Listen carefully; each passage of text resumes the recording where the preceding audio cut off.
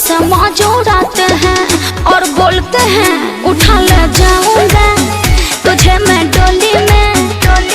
अरे कहते हैं कुछ और मगर कर देते हैं कुछ और।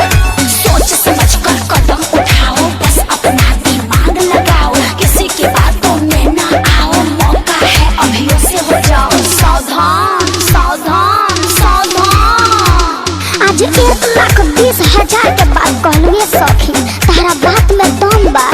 अरे अभी तो ढेर कहे के बा, ई तो बहुत कम बा। ओका बोका तीन तरोका लौवा लाठी चंदर काटी जब आटे तब भतरे आटे। अरे जब आटे तब भतरे आटे। अरे आटे रे आटे भतरे आटे।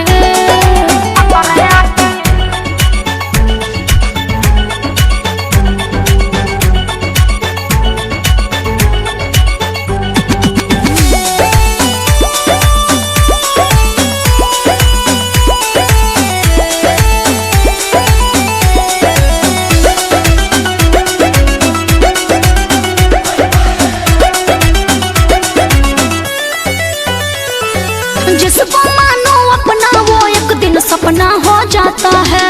और सुनो ना पाई हूँ धोखा मैं, इसी से दिल डरता है।